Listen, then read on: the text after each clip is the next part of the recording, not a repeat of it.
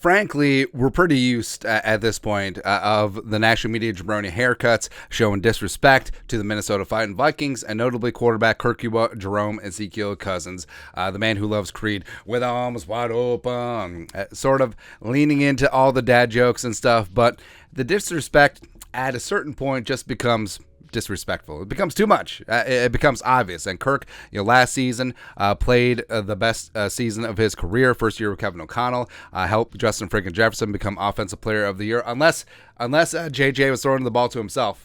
I don't know, man. I don't know what's going on. But Kirk did the damn thing last year, and you would think that he would get some modicum of respect, but not so much. So Pro Football Focus did up their top 10 fantasy quarterbacks list. Now, yes, fantasy football is way different than regular football. Fully understand that.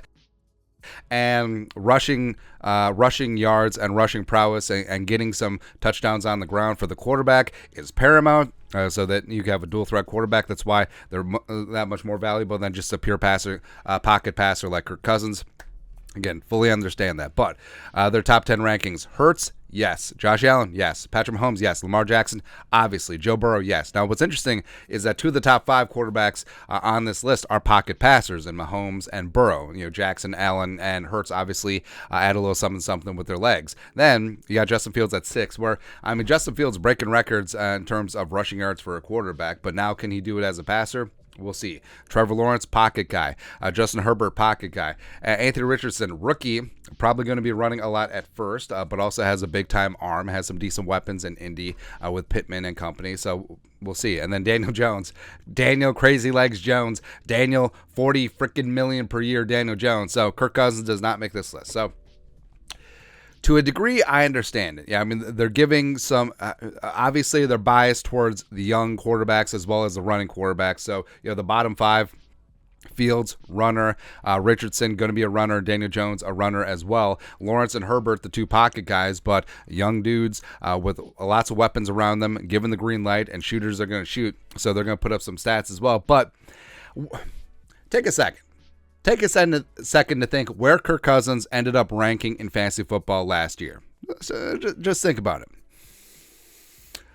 Kirk Cousins was QB6 in fantasy football last year. And remember, Kirk Cousins does not do much with his legs. He had 2 rushing touchdowns and 97 yards on the ground last year. So his contribution there is basically next to nothing. But at 365.1 fantasy points, he was QB6. Right, so behind Mahomes, Allen, Hurts, Burrow, Geno Smith, who Geno probably should and could be on that list as well, but ahead of Lawrence, ahead of Herbert, ahead of Jared Goff, ahead of Fields, by the way, ahead of Brady, ahead of Daniel Jones, no big deal. No problem. Oh, ahead of Aaron Rodgers. Hey, you know how Rodgers is going to come in and throw for 500 yards a game with the Jets? Oh, what happened?